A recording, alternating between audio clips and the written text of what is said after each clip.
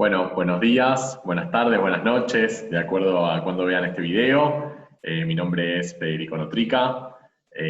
Ahí les dejo mi mail por cualquier consulta que tengan o lo que quieran compartir conmigo. Esta idea del curso, o por lo menos de nuestro módulo de esta unidad 2 temática, tiene que ver con pensar, reflexionar, compartir algunas experiencias, ¿no? Respecto de esta idea del acceso a la justicia de les niñes y les adolescentes y cómo impacta la figura del abogado del niño, niñe en este tema.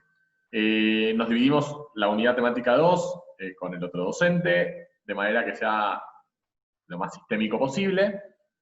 Así que bueno, acá nos vamos a encaminar en este camino, valga la redundancia, que los invito y las invito a transitar juntos. Bueno, dicho esto, para tomar el envión y pensar en esta idea de la familia o las familias en plural, teniendo en consideración la cantidad de tipos y formas de vivir en familia que tenemos en la realidad, esto de derecho y realidad van de la mano, la realidad nos pone siempre en jaque y siempre va más allá de lo que una norma puede decir, por lo cual, para pensar en esta idea de analizar las familias en plural y proteger sus derechos y respetarlas de acuerdo a su composición y su autocomposición, tenemos que partir de este punto obligado que es los derechos humanos, o que son los derechos humanos desde la doctrina internacional. Por eso, cuando uno analiza este tipo de familias, este tipo de relaciones interpersonales dentro de las propias familias, tanto entre los adultos como con los niños, niñas, adolescentes, uno tiene que partir de esta base que es un piso como muy alto, pero que es el piso para arrancar. Por eso uno siempre tiene que analizar estas normativas del ámbito interno a la luz de los derechos humanos. Por eso esto siempre es mucho más rico, es mucho más complejo, pero sí es importante a la hora de trabajar estos temas que siempre son tan sensibles, porque como sabemos, los que trabajamos en esto, quienes trabajamos en estos temas, no siempre resolvemos cuestiones jurídicas, sino que lo resolvemos son problemas de otra índole, que tienen que ver con lo afectivo, con los derechos económicos, sociales, culturales, ambientales, por lo cual siempre termina violencia, por lo cual siempre termina siendo más allá de lo jurídico y por eso la realidad nos impacta fuertemente en las condiciones además de vulnerabilidad que tienen muchas familias en nuestro país y que además los niños, niñas y adolescentes forman parte de un grupo vulnerable, por lo cual necesitamos redoblar los esfuerzos, digamos, para tratar de saltar estas barreras que la propia realidad nos va poniendo en este camino. Entonces, cuando uno analiza este bloque de constitucionalidad federal, yo esto sé que lo saben, pero me parece como una pequeña introducción, pensamos en la Constitución, pensamos en los tratados con jerarquía constitucional, y también pensamos en las opiniones consultivas, y también pensamos en las sentencias de la Corte Interamericana de Derechos Humanos, y también pensamos en las observaciones generales que hace el Comité de los Derechos del Niño, que hace el Comité de la CEDAW, que hace todos los comités que forman parte, ¿no?, de este sistema internacional de los derechos humanos, a la hora de ir pensando también que estos instrumentos internacionales se ven, digamos, actualizados de alguna manera, y por eso siempre se habla de el fin de los tratados, pero de una mirada evolutiva, porque a medida que van sucediendo diferentes problemáticas a nivel mundial, los comités van interpretando el propio tratado para darle dinamismo justamente a estas cuestiones que terminan siendo centrales a la hora de pensar los derechos humanos.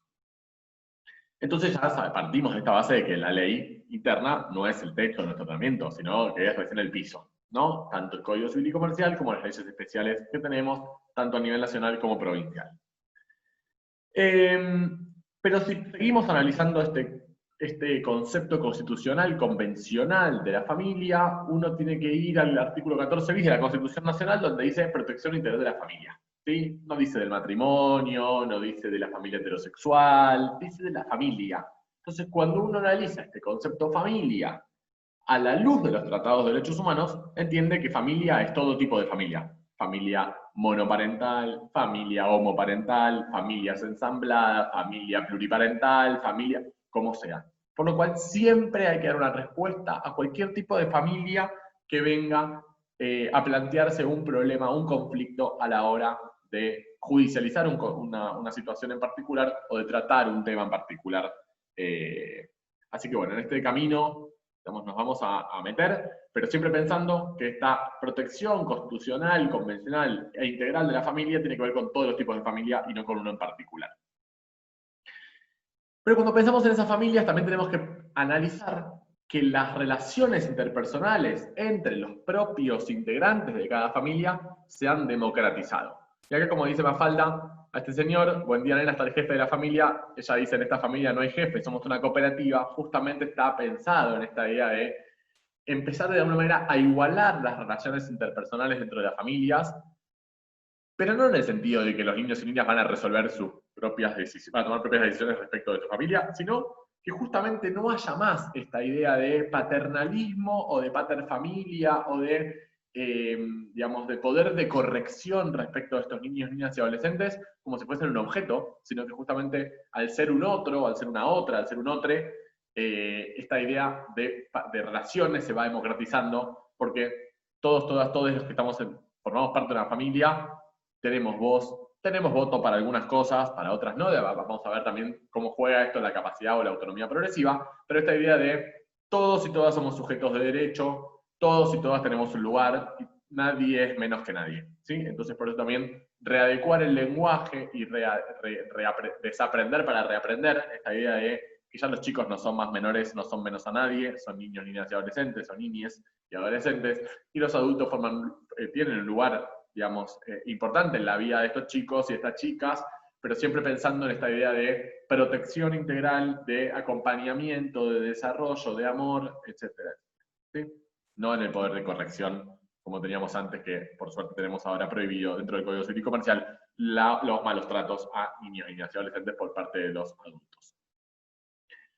Esta situación, digamos, que uno ve o analiza a la luz de los derechos humanos, tiene que pensar como esto que decíamos, el eje persona humana, o sea, no es el eje la familia, sino es la persona dentro de la familia, o este derecho de cada persona a vivir en familia como sujeto de derecho, no como un objeto de protección, y que el ámbito de protección ya no es interno, sino que excede este sistema y se reinstala en la comunidad internacional a la luz de los derechos humanos. Por eso siempre, y por esto este curso, y por eso esta propuesta, de pensar, ¿no?, más allá de lo que una ley puede decir. Este bloque de constitucionalidad federal claramente está, digamos, complejizado por los fallos de la Corte Interamericana, que estos son los primeros, pero que después en materias de familia hay muchos más. Atalarrifo contra Chile, Fornerón contra Argentina, principalmente Fornerón contra Argentina, que es muy importante para nosotros en esta idea de la adopción. Furlan con Argentina, Artavia Murillo también muy importante, el caso Beatriz, el caso Ibi contra Bolivia, el caso Duque contra Colombia, el caso Escobar contra Ecuador, etcétera, etcétera. Entonces, todos estos fallos van, digamos, sentando precedente y dándonos un material riquísimo para empezar o seguir continuando en este trabajo importante de pensar en una sociedad siempre más plural, más democrática, más inclusiva y más justa. Por eso también es importante el caso de Atalarrifo, cuando se habla de esta madre, de estas adolescentes que les sacan lo que en Chile llaman la tuición, lo que nosotros llamamos el ejercicio de responsabilidad parental o el cuidado personal de sus hijas porque ella tiene una pareja mujer, entonces entienden a esta categoría de sospechosa, que es la homosexualidad, y la Corte Interamericana le dice al Estado chileno, no más con esto, y Argentina tiene matrimonio igualitario, tiene regulada la familia homoparental, por lo cual es muy importante pensar que la propia Corte Interamericana de Derechos Humanos nos está diciendo, ojo con esta categoría sospechosa, la homosexualidad nada tiene que ver con ser buena o mala madre, o ser buen o mal padre. Es independiente de la orientación sexual o la identidad de género que tienen las personas. Ni hablar en Fornerón, cuando hablamos en este caso de que una familia monoparental también está protegida por el tratamiento jurídico interno y constitucional convencional, y que el que le falte una madre no es problemático para los chicos. Esta idea también de que el Código Civil y Comercial ha derogado la preferencia materna en los casos de la que llamábamos tenencia, del famoso 206 del Código Civil derogado, ya no más. O sea, acá lo importante es el cuidado compartido, y en este caso Fornerón era un señor que reclamaba tener a su hija ni siquiera desde el momento que nació, sino mucho antes, y digamos en algunas partes de este proceso le han dicho, le falta una madre, y esta madre adoptiva, entre comillas, viene a ocupar ese lugar. Entonces mi pregunta siempre que me va dando vueltas por la cabeza es si los jueces hubiesen dicho lo mismo en el caso de que no sea Fornerón quien estaba reclamando y sea su mamá. Entonces también esto de ir rompiendo estereotipos, ¿no? De las mujeres y los hombres, ¿no? De qué es lo que tienen que hacer cada uno en la vida, ¿no? Entonces también entrecruzando esta situación con la ley de 26485 de protección contra la violencia contra las mujeres, ¿no? Esto también de derribar estereotipos también es importante para la idea de llegar a la igualdad. Dicho esto, uno también tiene que pensar que el propio Código Civil y Comercial, en los artículos 1, 2 y 3, está diciendo, primero empieza la primera palabra, la primera frase que tiene el código es los casos, ¿no? Los casos. Lo que vamos a resolver todos los días en tribunales o en los estudios jurídicos, o ¿sí? Los casos. Uno tiene que dar respuesta a los casos, ¿sí? ¿Cómo se le da respuesta a estos casos? Bueno, con las leyes, con la Constitución, con los tratados de derechos humanos y teniendo en cuenta la finalidad de la norma, siempre pensando en esta idea de protección y de vulnerabilidad como una cara y contracara de la misma moneda, ¿no? Entonces, también el artículo 2 habla de cómo se interpreta esa ley. Bueno, se interpreta a la luz de los derechos humanos. Siempre de modo coherente con el ordenamiento jurídico. Por eso esta idea de el dinamismo que tienen los tratados de derechos humanos y cómo uno va también interpretando, entrecruzando o completando la normativa interna con los tratados de derechos humanos y con todo lo que tiene de consigo los tratados de derechos humanos, ¿no? Otra vez, lo que dicen los comités, lo que dice la Corte Interamericana, las opiniones consultivas, las observaciones generales, etcétera, etcétera. Entonces aparece acá como una famosa tensión, para romper esta cuestión, esta famosa tensión entre niñología y especialidad, ¿no? Entonces cuando uno dice, bueno, ¿en dónde estamos parados? Bueno, obviamente tenemos esta idea de protección de los niños, niñas y adolescentes como una protección de especialidad, porque se habla de protección integral y de protección especial, que lo trae la Convención de los Derechos del Niño, y que además en esta idea de integralidad y de especialidad, uno habla de medidas de protección de tipo especial con una jurisdicción de tipo especial, porque justamente el modelo tiene que ver con un modelo de protección integral y especial. Por eso siempre que hablamos de temas de niñez, infancias, adolescencias, hablamos de la especialidad que se requiere en los magistrados y magistradas, en los funcionarios y funcionarias, en las personas que trabajan en el Ministerio Público, en los abogados y abogadas del niño, en todos los operadores y operadoras jurídicas, ¿sí? Al contrario de eso, tenemos el sistema anterior, esta idea de la niñología, ¿no? Como niños objetos de protección, esto de adjetivar de alguna manera las posturas que se fundan en una interpretación personal de lo que dice la Convención de los Derechos del Niño, sin tener en cuenta todo el avance legislativo, el jurisprudencial, a la luz de los derechos humanos. Entonces acá lo que termina pasando es una desprotección y una reafirmación de la vulneración de los derechos de niños, niñas y adolescentes, justamente por quitarle la condición de sujeto de derecho y lo que trae consigo, es decir, todos los derechos que ellos tienen garantizados por el propio sistema jurídico nacional e internacional. Entonces, pensando en esta idea de que hoy el paradigma, y ya desde hace un tiempo, a pesar de que las prácticas todavía no haya sido de manera completa y total, claramente el sistema es un sistema de especialidad y de integralidad. Y por eso, cuando uno piensa o analiza esta idea de protección integral y especial, debe pensar también esta idea de una justicia adaptada a los niños, niñas y adolescentes. Adaptada a las personas en situación de vulnerabilidad, no solamente es para los niños, niñas y adolescentes, es una justicia adaptada con perspectiva de género, es una justicia adaptada a las personas con discapacidad, es una justicia adaptada a las personas adultas mayores.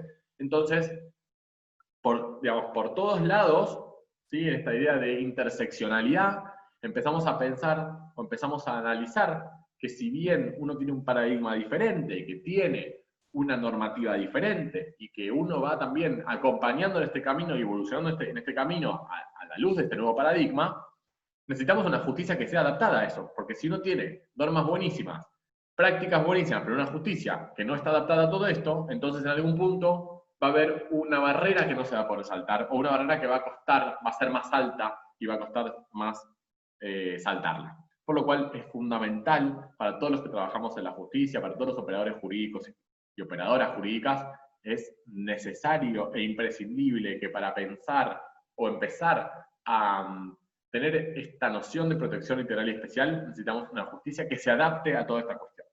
¿Y cómo necesitamos esta justicia que se adapte? Bueno, claramente con las garantías judiciales y procesales y judiciales, que también son constitucionales convencionales a favor de los niños, niñas y adolescentes, pero también pensando en los derechos personalísimos de estos niños, niñas y adolescentes, en los derechos económicos, sociales y culturales y ambientales de los niños, niñas y adolescentes, siempre respetando sus derechos, pero sus garantías, pero también la obligada y necesaria visión de que son personas vulnerables. Entonces todo esto hace que uno pueda empezar a interconectar todo lo que tenemos, ¿sí? y empezar a trabajar en una justicia que se adapte justamente a la necesidad de los niños, niñas y adolescentes.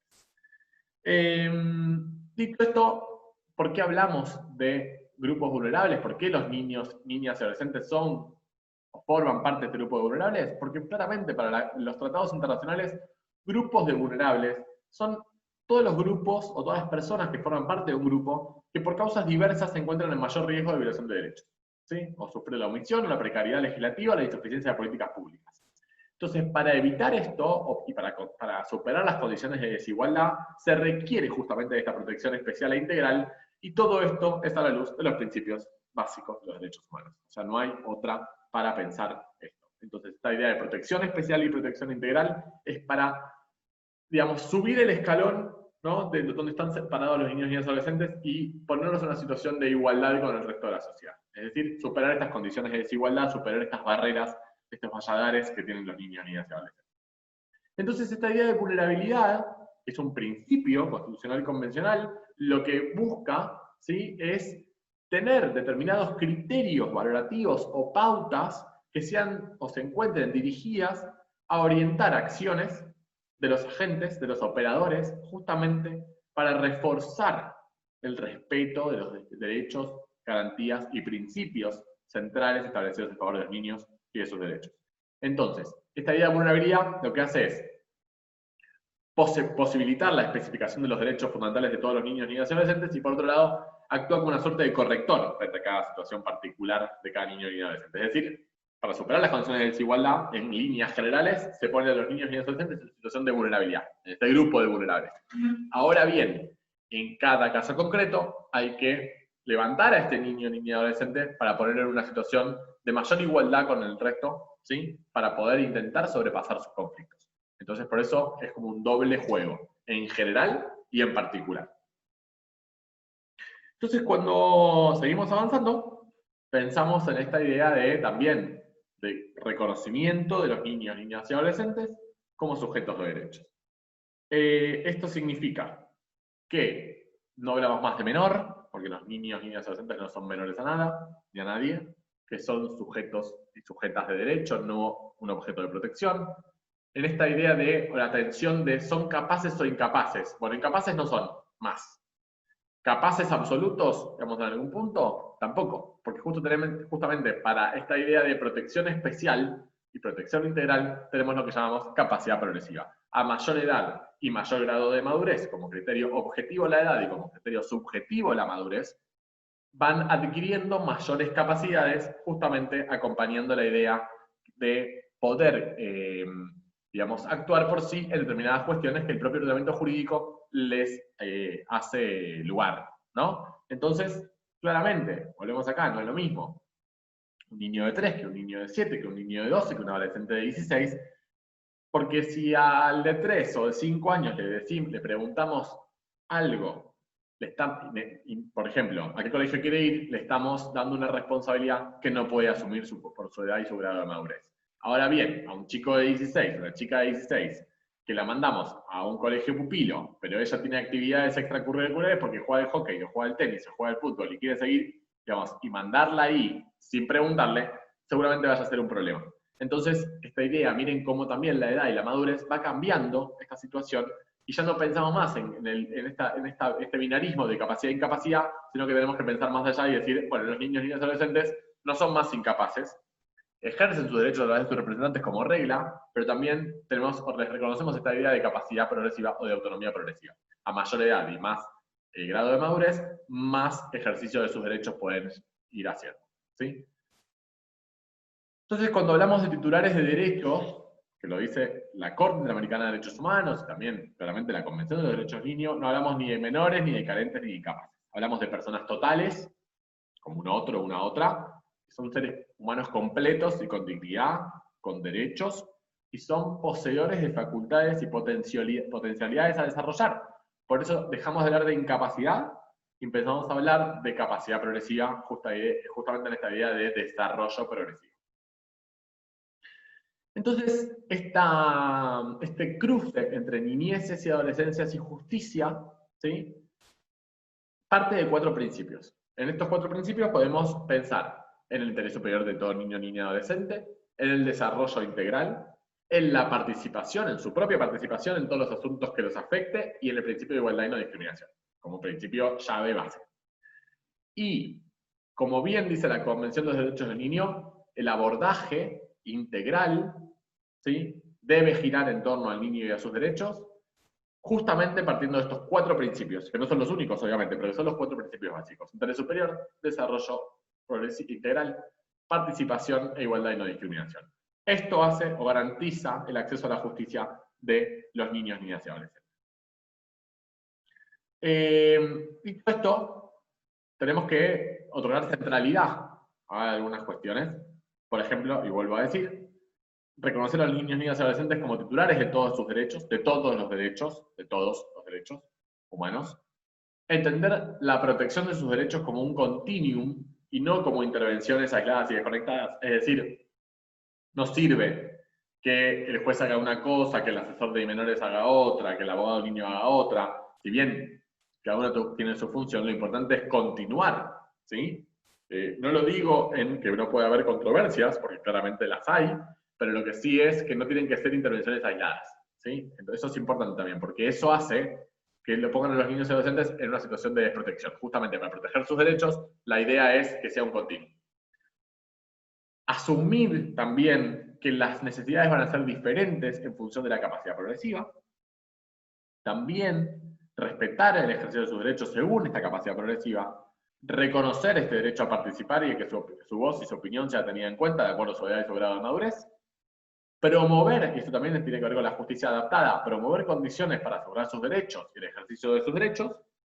Y también esta idea de principio central o llave central, que es el interés superior del niño, como consideración principal. Ahora vamos a analizar un poco esto, porque claramente el interés superior del niño, uno lee todas las sentencias y a veces se pierde, porque como este es un concepto vago, amplio, dinámico, etcétera, para cada caso concreto, para cada momento en concreto, de cada niño ni adolescente, claramente hay que darle un contenido. Y ese contenido muchas veces no está. Entonces, uno lee sentencias de niñez y en todos los casos habla del interés superior del niño. Ahora bien, ¿está o no está? Eso es lo que me parece importante analizar cuando uno cita a este principio rector.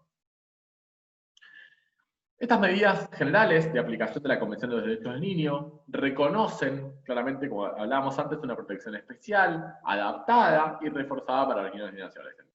Y los desafíos, como bien marca la observación general número 5 del Comité de los Derechos del Niño, el artículo 19 de la Convención Americana de Derechos Humanos, el artículo 7 de la Declaración Americana y el informe de la Corte Interamericana de Derechos Humanos del 2017 contra Argentina, claramente el desafío específico justamente es crear mecanismos de exigibilidad de derechos.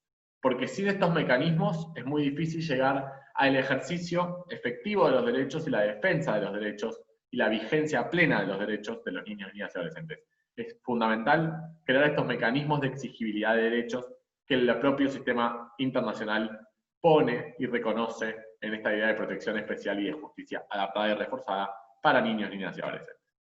Estos ejercicios de derechos tienen que ver con ejercer per se, esta autonomía progresiva que tienen los niños, niñas y adolescentes, este empoderamiento y conocimiento de los derechos por parte de ellos, porque también hace a que puedan ejercer mejor sus derechos si los conocen, y esta idea de conocer los derechos justamente se tiene que dar no desde lo judicial, sino justamente en los ámbitos donde los chicos se mueven, es decir, en la escuela, en la propia familia, en los clubes, etcétera, etcétera. Por lo cual también es importante para que ellos puedan conocer sus derechos y ejercerlos, justamente conocerlos para poder ejercerlos y empoderarse para poder llevar adelante lo que ellos pretendan. y estos mecanismos de exigibilidad de derechos y el acceso a la justicia, justamente para pensar en una justicia adaptada y reforzada en esta protección integral que veníamos hablando. También pensamos en este principio de igualdad y no discriminación, está también que se cruza con la multiculturalidad de las familias, ¿no? Por eso estas fotitos del multiculturalismo. Y esta igualdad y no discriminación tiene un doble aspecto que tiene que ver con, por un lado, obligaciones de crear condiciones de igualdad real y efectiva, no formal, sino real y efectiva, y la prohibición de diferencia de trato. Justamente esta idea de igualdad parte de la base de que uno no puede tratar de manera diferente por una condición de raza, de religión, étnica, política, económica, cultural, etcétera, etcétera. Este doble aspecto, claramente, impacta de manera amplia en una variedad de derechos enorme. Porque si este principio falta, claramente estos derechos van a ser vulnerados. Entonces, por eso, vuelvo a lo mismo. Este doble aspecto de obligación de garantizar la igualdad real y efectiva y la prohibición de diferencia de trato es justamente para salir del principio de discriminación para ponerse en un principio de igualdad. Y justamente ante la falta de este principio, de este derecho, impacta en los demás derechos. Entonces es fundamental, como también base, la igualdad y la no discriminación.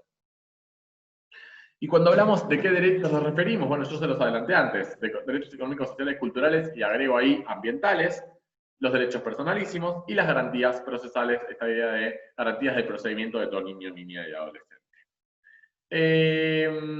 De modo indirecto, la Corte Americana lo que dice es también, bueno, si hay además distinciones en modo arbitrario o desproporcionadas en la aplicación de normas, prácticas o acciones, pues también ponemos a los niños, niñas y adolescentes en un lugar de desprotección de manera indirecta. Es decir, si hay unas normas, prácticas o acciones que no garantizan el acceso a los derechos de manera igualitaria y sin discriminación, pues entonces estaríamos incumpliendo también con estos principios y estos derechos.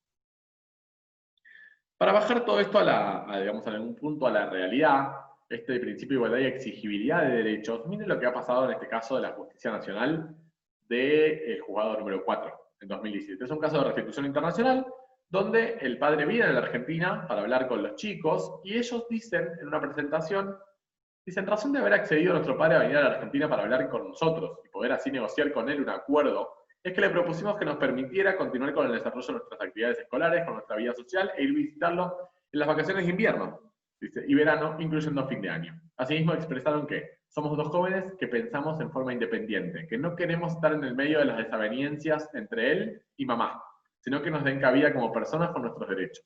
Estuvimos con él todo el fin de semana pasado, pero no nos escucha. Es más, dice que nos llevará por la fuerza. Y concluyeron que apreciamos los consejos de nuestras abogadas, pero queremos que nuestro padre acepte nuestro acuerdo. Sabemos que los jueces se empecinan en hacer cumplir el tratado de forma igual para todos.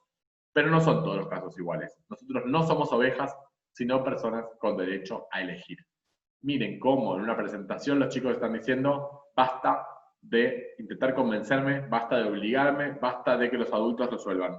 Lo resolvemos nosotros no queremos ir. Esto también hace a un principio de igualdad y a la exigibilidad de los derechos. Cuando los chicos se ponen firmes así, justamente la ida a otro lugar no solamente va en contra de lo que quieren, sino en contra de otros derechos, ¿no? Entonces, por eso también es importante pensar en esta idea de el lugar que ocupa cada uno, siendo abogado o abogada del niño, siendo ministerio público, siendo magistrado o magistrada, y siendo los propios progenitores, con sus propios letrados patrocinantes, ¿dónde se paran los chicos en esta situación? ¿Dónde se paran las chicas en esta situación? Entonces, por eso es muy, muy importante pensar en que las garantías procesales que tienen los chicos y las chicas son diferentes a las de los adultos. So, tienen esta protección especial e integral. Por eso hay que analizar estos casos de manera diferente. Bueno, estos tres principios claves, que ya los venimos charlando, que son interés superior del niño, niña, derechos del oído y que su opinión se tenga en cuenta, y la autonomía progresiva en estos artículos, resultan fundamentales, ¿no? Entonces, lo que vamos a hacer es analizarlos un poquito uno tras otro, como garantías jurídicas específicas, que están consagradas en la ley 26061 y corresponden a todo niño ni adolescente que quiera hacer valer sus derechos. Muy bien. ¿Desde dónde partimos esta situación, de este análisis, digamos? Claramente desde un análisis de la tutela judicial efectiva, como principio o garantía judicial, jurídica, derecho, pero diferencial. ¿Por qué diferencial? Otra vez volvemos a lo mismo. Esta idea de criterios diferenciales, porque estamos hablando de cuestiones de familia y cuestiones de niños, niñas y adolescentes. Esta idea de vulnerabilidad también hace que la tutela judicial efectiva también sea diferencial y especial. Estas normas procesales del Código Civil y Comercial, en sentido estricto, también son garantías constitucionales y que se aplican más allá de lo que digan las normas provinciales. Por eso justamente el Código Civil y Comercial regula cuestiones de normativas procesales justamente para hacer como una especie de piso mínimo, garantías, justamente porque comprometen al Estado internacionalmente, al Estado nacional, no al provincial, internacionalmente. Por eso es muy importante esta noción que traen los principios procesales en materia de familia dentro del Código Civil y Comercial. Independientemente de que las provincias no hayan delegado en la nación los códigos de forma, o las leyes de forma, sin perjuicio de lo cual, como se trata de derecho procesal, pero con garantías constitucionales, justamente esta idea que el Código Civil y Comercial trae consigo de normar estas cuestiones atinentes al proceso. En esta situación, el Código Civil y Comercial, el 716, habla de que en los procesos relativos a los derechos de niños, niñas y adolescentes, el juez competente o la jueza competente es el lugar donde la persona menor de edad tenga su centro de vida. Tenga su centro de vida. Y este principio, centro de vida, que además, digamos, completa o construye el interés superior del niño, también, porque se interrelacionan, es fundamental pensar qué se entiende por centro de vida. Se entiende en el lugar donde más tiempo ha pasado, se entiende donde tiene sus actividades, el centro de vida es donde tiene su residencia actual. Todo esto trae aparejado cuestiones, digamos, claramente debatidas en la jurisdicción. Por lo cual, vamos a analizar solo un caso en particular que me interesa también porque se cruza con esta idea de que hablábamos un poco de los estereotipos de género. Los hechos del caso es un proceso judicial entre los progenitores de dos niñas, donde se notifica por cédula al domicilio de la madre que reside con las niñas en la ciudad de Buenos Aires. Dicen que no es posible la notificación porque esta señora se muda con sus hijas sin aviso y de manera unilateral, decidida unilateralmente, a la ciudad de Pilar, provincia de Buenos Aires. Entonces, ante este nuevo domicilio, el fiscal solicita que el juez se declare incompetente por haber cambiado el centro de vida de estas niñas. Antes de la vista al defensor, se presenta un escrito, ¿y qué se alega? Se alega lo siguiente. Primero, dice, se parte de una premisa errónea, no sustentada en norma alguna del código vigente, presumir que el cuidado está en cabeza de la madre y que la mudanza de esta última significa un cambio automático del centro de vida de las niñas. No se discute la competencia que establece el 716, sino lo que se discute es que el fiscal entienda que el centro de vida de las niñas se encuentra en la residencia de la madre, por solo hecho de producirse la mudanza de esta, lugar en que las niñas habitan parcialmente desde solo hace 2 meses y lugar donde no realizan sus actividades diarias, porque las chicas siguen yendo al colegio en la ciudad y tienen sus actividades en la ciudad.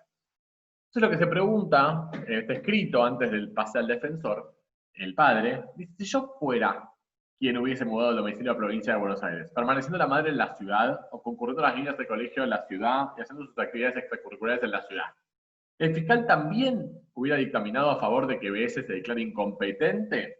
Si la respuesta es negativa, es claro que lo que motiva la decisión no es la adecuación al estatuto en el 716, sino un preconcepto de lo que debe entenderse por centro de vida, es decir, la casa de su madre. Esto también tiene que ver con una mirada de género, una mirada estereotipada de género, ¿no? Digamos que la principal cuidadora de los hijos es la madre, entonces donde va la madre van las niñas. No es así. Por lo cual está muy bien el planteo que hace el padre, para pensar. ¿Qué dice el juez? No debe pasarse por alto que el cambio de domicilio es reciente, que tiempo después de haber iniciado las actuaciones, periodo corto. Este cambio de domicilio, de residencia, lo hizo unilateralmente la madre y con eso de las niñas, por lo cual claramente el proceso fue debidamente iniciado en esta jurisdicción, por lo cual no se advierte, como dice el fiscal, que garantiza un mejor interés de las niñas mudar o declararse incompetente y mudar la jurisdicción a la provincia de Buenos Aires. Por lo cual dice claramente, me declaro competente el juez de la ciudad de Buenos Aires, el juez de la Justicia Nacional, para seguir entendiendo este caso. Y además dice una cosa muy importante, dice, la residencia habitual y el centro de vida deben ser determinados, en principio examinando la situación existente en los momentos previos a desencadenarse la intervención judicial. de manera que un mero traspaso jurisdiccional territorial, en particular si es hecho de modo unilateral por un progenitor, no implica automáticamente el cambio del juez. Es decir, ante mudanza, se va cambiando la jurisdicción, sería también perjudicial para el propio interés superior de estas líneas. En virtud de ello, el juez se declara competente para entender en este proceso. Ahora, mi cuestión, y que intentaré que lo charlemos, es justamente qué se entiende por centro de vida, ¿no? También teniendo en cuenta esta normativa, se planteó en la sala tercera de la Cámara Civil y Comercial y de Familia de Lomas de Zamora, provincia de Buenos Aires, en 2016, ante una disputa por el cuidado personal, el demandado pide que se declare la inconstitucionalidad del 716 por considerar que es una norma procesal en el Código Civil y Comercial y que justamente vulnera la atribución que poseen las provincias respecto de sus códigos de forma. Entonces, ¿qué le dice la Cámara Nacional? Primero le cita un fallo de la Corte Federal, donde dice, si bien las provincias tienen la facultad constitucional de darse sus propias instituciones locales y por ende legislar sobre el procedimiento, ello es sin perjuicio de las disposiciones reglamentarias que dicta el Congreso Nacional, justamente en ejercicio de determinados derechos establecidos en los códigos fundamentales que le incumbe dictar. Por lo cual, dice el Código Civil y Comercial, fija de manera sistematizada pautas que pretenden regir en todo procedimiento. Es importante establecer la forma de transitar los procesos de familia de manera que facilite el acceso a la justicia, en especial de los más vulnerables, grupos integrados sin dudas por niños, niñas y adolescentes, por lo cual el 716 no violenta norma constitucional alguna y se rechaza el pedido de inconstitucionalidad de la norma atacada. ¿Por qué les traigo este caso? Justamente para que vean que no solamente se pone en tela de juicio que se entiende por centro de vida, sino también que al estar regulado en el código de fondo, también se ataca desde ese lado, pero la Cámara de Lomas ha salido justamente con el mismo criterio que tiene la Corte Federal al respecto.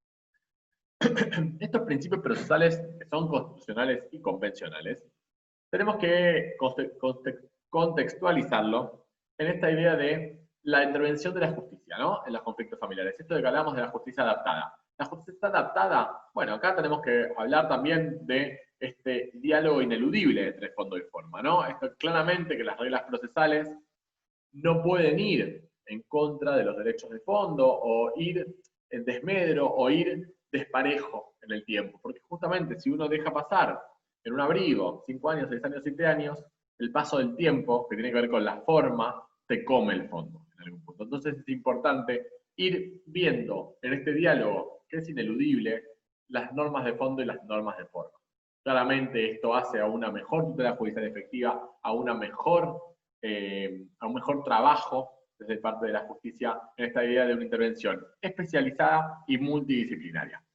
Y claramente en esta eficacia y eficiencia que hablamos siempre en la idea de acceso a la justicia. Justamente cuando hablamos de acceso a la justicia a las personas vulnerables, tiene que ver sin duda alguna con que se vean garantizados desde la tutela judicial efectiva los derechos de fondo y los derechos de forma. Esta idea de especialidad y multidisciplina es una manda convencional. Claramente los juzgados de familia de algunos lugares tienen equipo interdisciplinario. En la provincia de Buenos Aires, por ejemplo, cada juzgado tiene su equipo técnico y esto también ayuda a resolver los conflictos de mejor manera, pero no en todos lados es así. Entonces, justamente, esta idea de especialidad en los magistrados y magistradas y la multidisciplina como manda convencional, claramente es lo que se necesita para intervenir mejor en los procesos y de manera más eficiente por parte del Estado. No basta con disponer protecciones y garantías judiciales si los operadores del proceso carecen de capacitación suficiente sobre estas cuestiones que tienen que ver con lo atinente a los intereses superiores de los niños y la protección específica de sus derechos. Esto lo dice la opinión consultiva 17, párrafos 78 y 79, esta opinión consultiva tan rica desde hace tantos años que tenemos en nuestro tratamiento jurídico. Tenemos que analizar esto desde diferentes planos. Por un lado, claramente, esta oportunidad de que trajo el Código Civil y Comercial y normativas especiales hace que también nos preguntemos hasta cuándo vamos a tener un Código Civil y Comercial procesal que se aplique a normas o a conflictos de familia. En algunas provincias, Mendoza, Chaco, Entre Ríos, Río Negro, me estoy olvidando alguna, tienen códigos procesales de familia, pero no en todas. Por ejemplo, en la provincia de Buenos Aires aplicamos el Código Procesal Civil y Comercial y no sabemos que no es lo mismo un pagaré, un accidente de tránsito, que unos alimentos, que un cuidado personal o un abrigo. Entonces, claramente, esta idea de pensar como una oportunidad que nos da el Código Civil y Comercial en tratar de modificar estos códigos procesales. Ese es un primer punto. El segundo tiene que ver con la capacitación y el recurso humano, y acá tiene que ver con los que somos ya abogados y abogadas o otras disciplinas.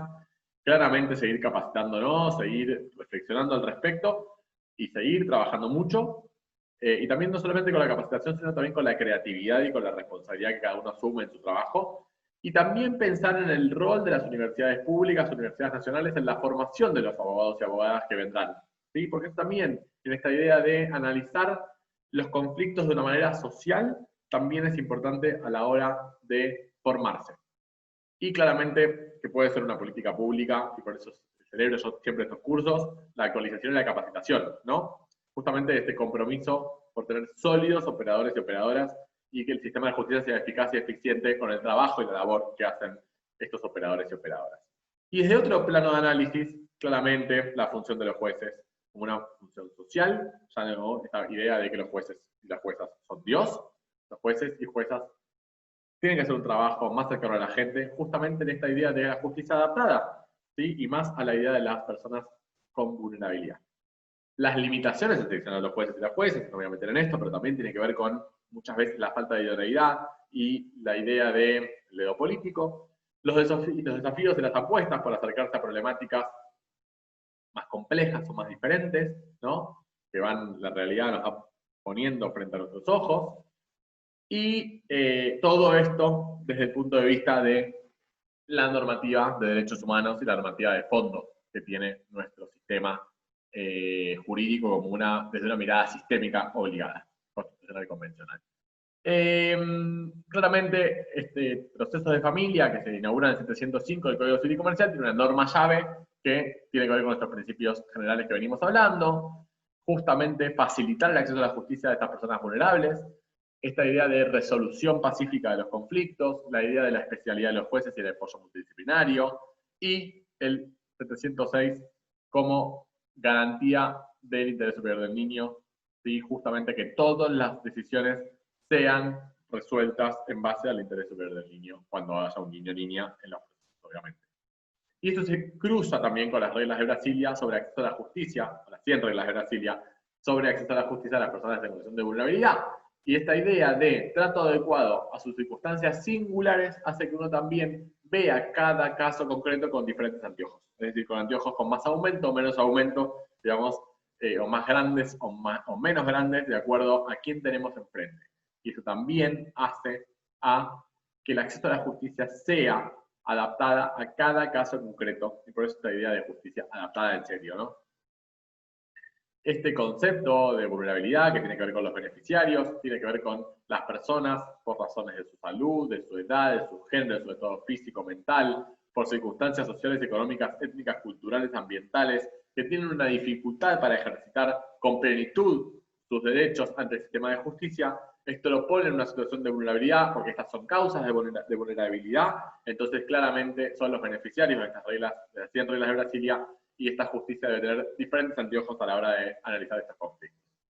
Bueno, otros principios generales: acceso limitado al expediente, la oficiosidad en el impulso procesal a cargo de los jueces y las juezas, excepto que el proceso sea de una cuestión patrimonial. La cuestión probatoria, esta idea de flexibilidad, de cargas dinámicas, de amplitud, de libertad, y lo que yo decía de mirar estos conflictos con otros anteojos.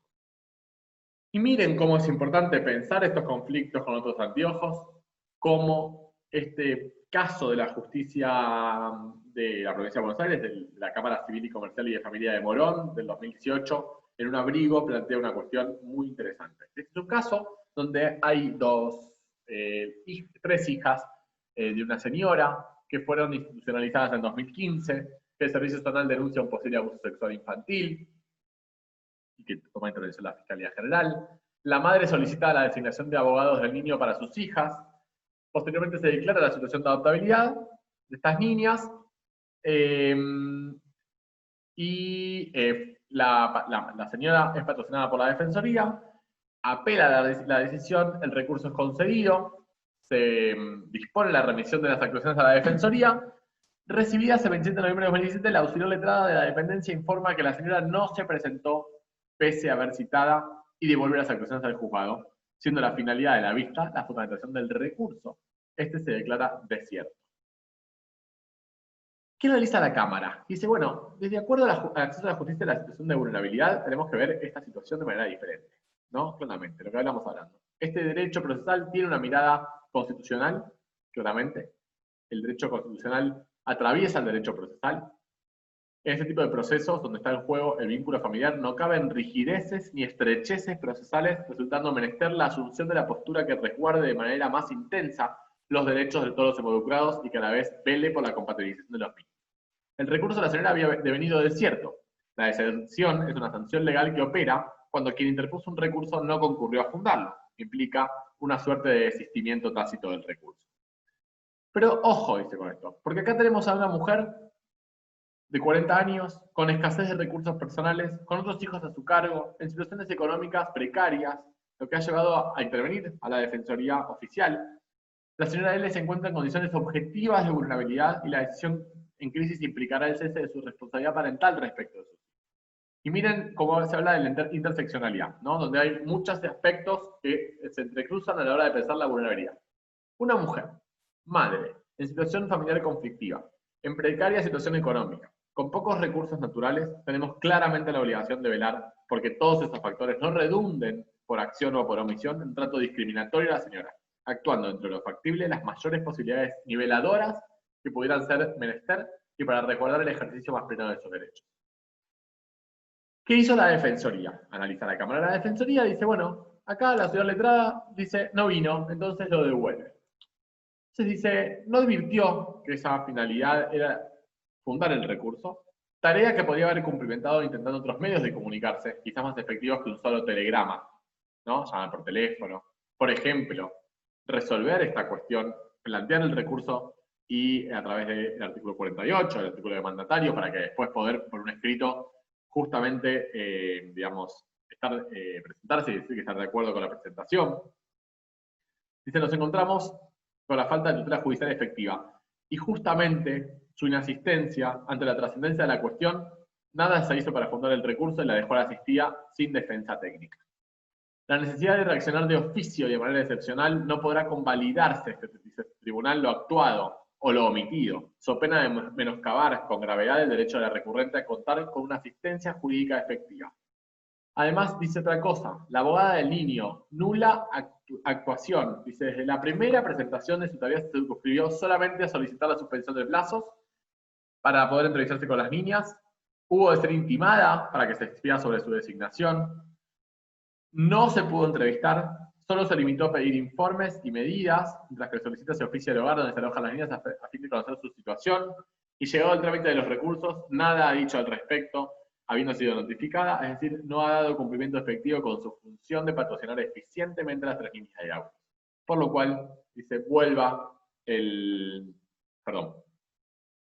estos autos a la primera instancia, fúndese el recurso y elévese, sin perjuicio de que el plazo estaba vencido. Esto tiene que ver con la tutela judicial efectiva y con el acceso a la justicia de personas vulnerables. Esto es una acción positiva en favor de las personas en situación de vulnerabilidad, independientemente de lo que pase después. Porque puede ser que este proceso se resuelva declarando la adoptabilidad, confirmando la adoptabilidad de estas niñas, pero nunca por algo formal, siempre pensando en el acceso a la justicia de una manera más eficaz y eficiente, sobre todo a las personas vulnerables.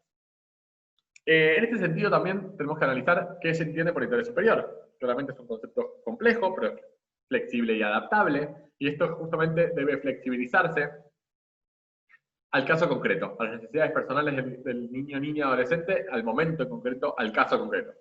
Y claramente esta flexibilidad muchas veces ha sido utilizada abusivamente.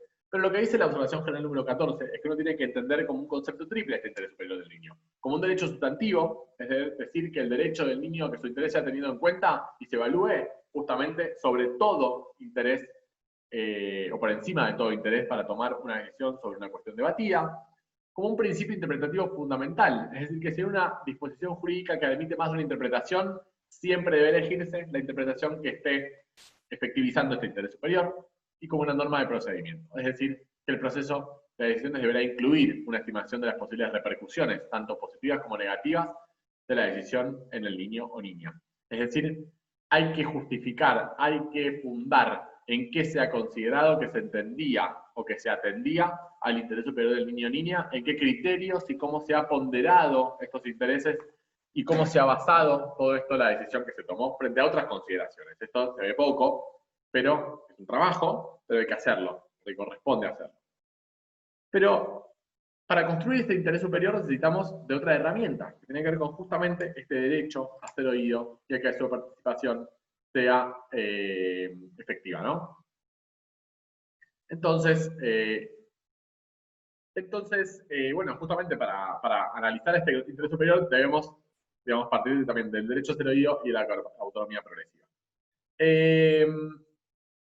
La observación general número 14 habla justamente de que este interés superior del niño no puede construirse sin escuchar a este niño conforme lo dice el artículo 12. Entonces, ¿cómo va a ser esa participación de los niños, niñas y adolescentes en el proceso según su autonomía progresiva? Primero, como sabemos, la regla es a través de sus progenitores y progenitoras. Ahora también, a través del Ministerio Público y de manera autónoma con abogado o abogada del niño. Entonces tenemos una participación en sentido amplio, ¿sí? Un derecho a ser escuchado y esta idea de la defensa técnica que van a llevar adelante los abogados del niño. Este artículo 12 de la Convención de Derechos del Niño es una norma sin precedente en otro documento, porque lo que apunta es justamente a dotar de esta condición jurídica a los niños, niñas y adolescentes según su capacidad progresiva. Es una garantía procesal mínima. Dice que el Estado debe garantizar los mecanismos y facilitar los mecanismos y los medios acordes para que esta opinión se tenga en cuenta. Esto también volvemos a la idea de justicia adaptada. Y desaconseja a los Estados introducir un límite en la edad para restringir este derecho. Obviamente que no es lo mismo escuchar a un chico de 14 que un chico de 9 que un chico de 1 año.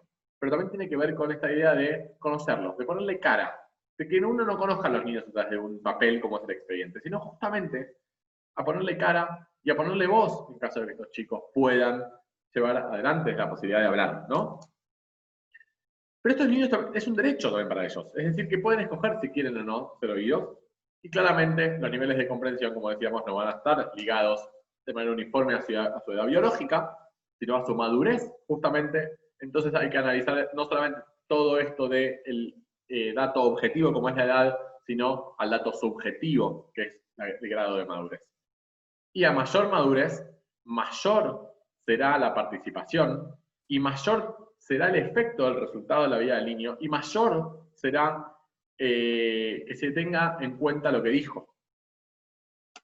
Justamente, Natalia Rifo también vuelve a decir lo mismo que dijo en Forneron, que deberá tomarse en consideración las condiciones específicas de la persona menor de edad y su interés superior según corresponda en la determinación de sus derechos de acuerdo a la participación.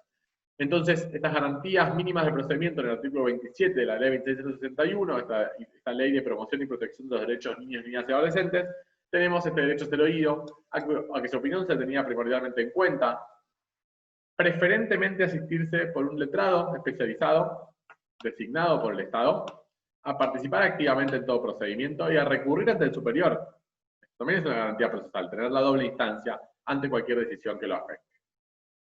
Este derecho a ser oído también está garantizado en el artículo 26, en todo proceso judicial que concierne, así como participar en las decisiones sobre sus personas, pero quiero decir que no es todo proceso judicial, sino también a todo proceso administrativo, y que su opinión se tenía en cuenta y valorada según su grado de madurez y la cuestión debatida en el proceso. Por lo cual el 707 también juega acá una norma, un lugar trascendente a la hora de pensar. Entonces, ¿cómo, cuándo, de qué manera se escucha y se debe escuchar a una niña o un niño, niña, adolescente hoy? ¿No? Este derecho a ser escuchado y a la participación activa y protagónica.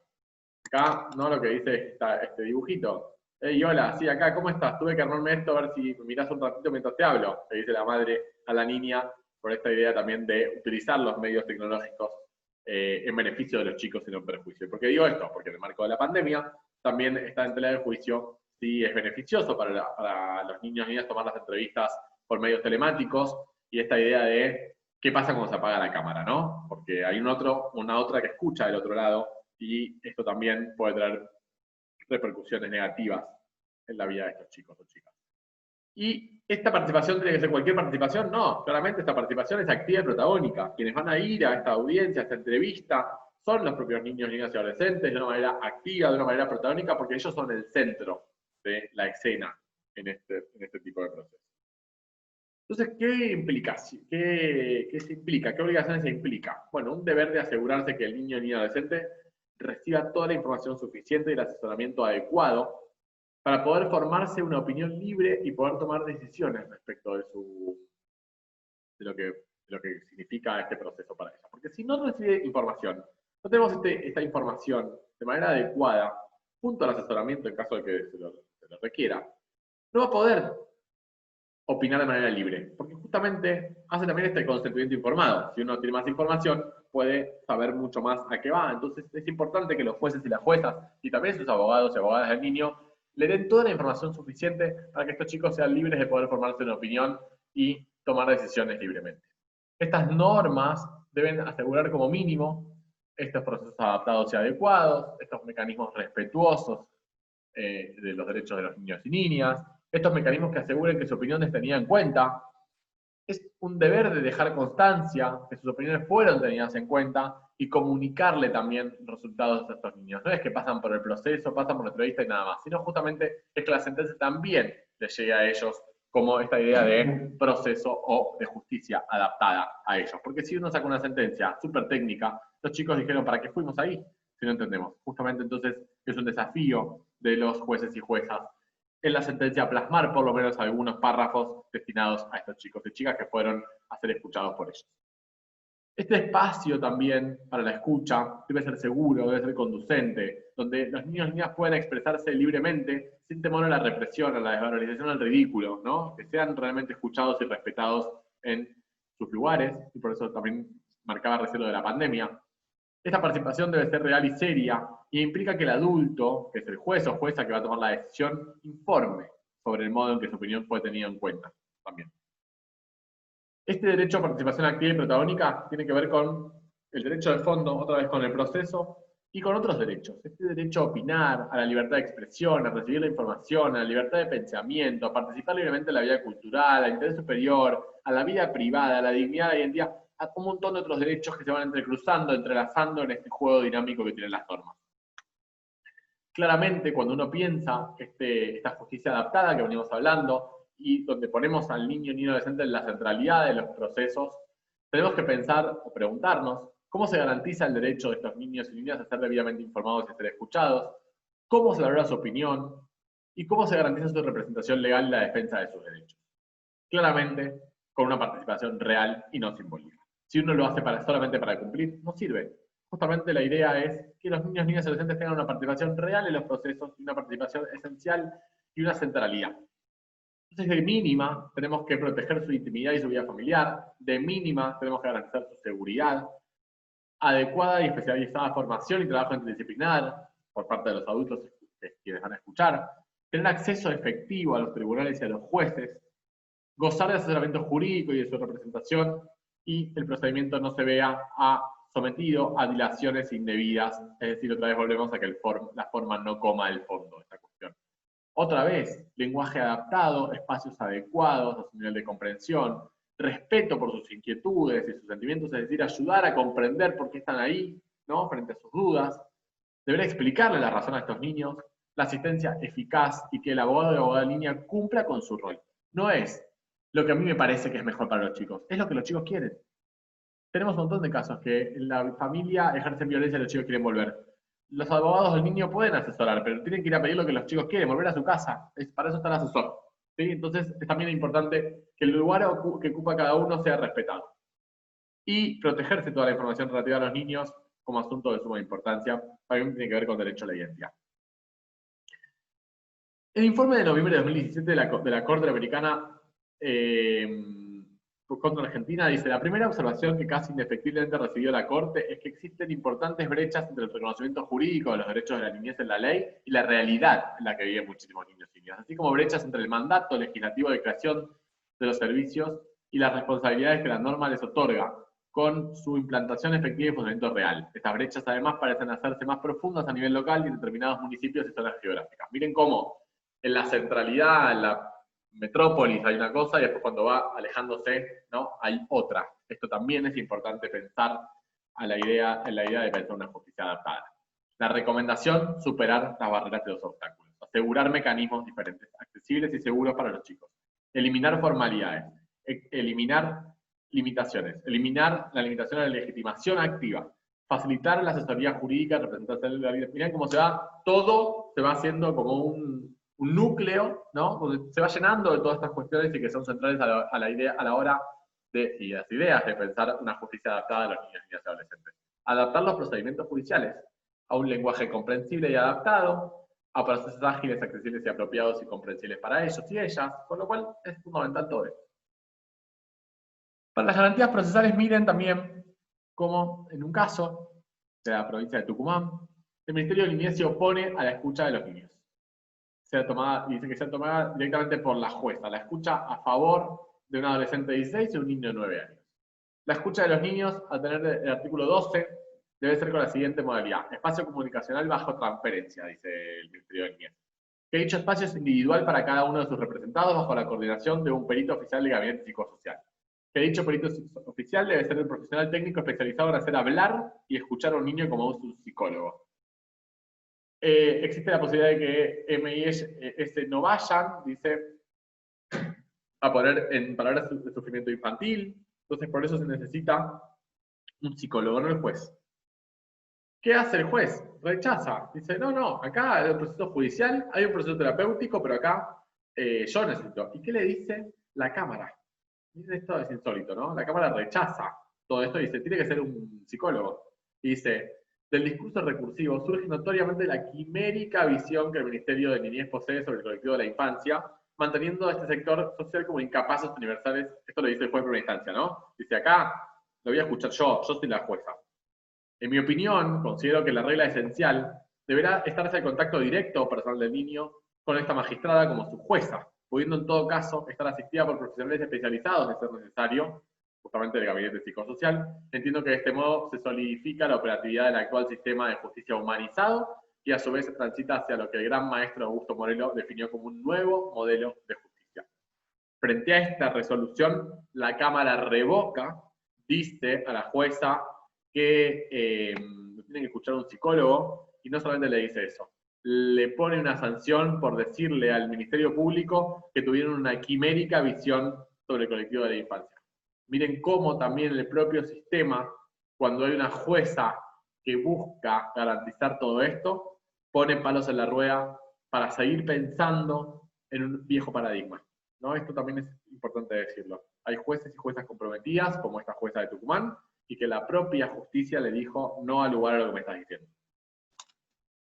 Es importante el lenguaje, porque no solamente desde el habla, sino también desde el lugar donde uno va a escuchar. Yo siempre digo, los edificios de tribunales son horribles, ¿no? Imagínense si para un adulto es feo ir a ser testigo, es feo ir a trabajar a lugares que son incómodos, imagínense lo que es para un chico, ¿no? Llegar a un lugar que da miedo. Entonces también esto hace facilitar los lugares de mejor comprensión, ¿no? Para poder estar más cómodos y más cómodas y poder decir lo que realmente quieren.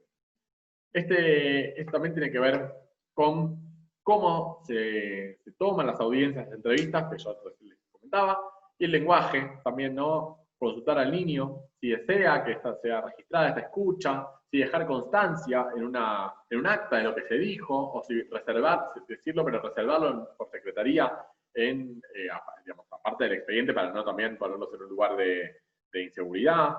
Si solo es necesario dejar constancia que se mandó entrevista y nada más, por lo cual son varias opciones, pero siempre pensando en tutela judicial efectiva de los derechos de los niños. Y lo importante es que este artículo 3, el deber de resolver justamente mediante una decisión fundada, por lo cual también si uno va a fundar de acuerdo a lo que los chicos han querido, de acuerdo a su madurez, obviamente, y a su mejor interés, pues claramente hay que decirlo en la sentencia. 5 propuestas para mejorar la situación de la infancia para el acceso a la justicia. Primero, derechos del oído y sus voces. Miren cómo también pensar en cédulas diferentes. Esta jueza de Tucumán, que tiene un accionar muy interesante, manda invitaciones como si fuesen carpetas de cumpleaños, ¿vieron? invitaciones a los chicos para que vayan. Miren cómo los chicos dicen, este chico Mauri, 11 años, dijo en un marco de la adopción plena: vengo antes a charlar con vos para que lo hagamos más rápido todo esto. ¿Podemos? Quiero pedirte que me dejes seguir siendo hermanos de la Guada y de Agustín. ¿Podés llamarle a la otra jueza por teléfono y explicarle cómo viene la mano? O, como dice Nico, en un cambio de nombre: acomodame los papeles porque lo que quiero es ser hijo de mi papá José Luis y de mi mamá Patricia. Quiero que mis hermanos sean mis hermanos. Vos sos la abogada, ¿no? Entonces tenés que saber cómo se hace esto. Estar dispuestos a escuchar, traer sus puntos de vista respecto a las cuestiones debatidas, distinguir sus pretensiones, porque muchas veces los chicos no saben las instituciones jurídicas, entonces pueden llegar a decir una adopción, pero en realidad no es adopción, sino es un cambio de apellido. Bueno, hay que ver, ¿no? Y las sentencias dirigidas claramente el lenguaje según quiénes son los destinatarios.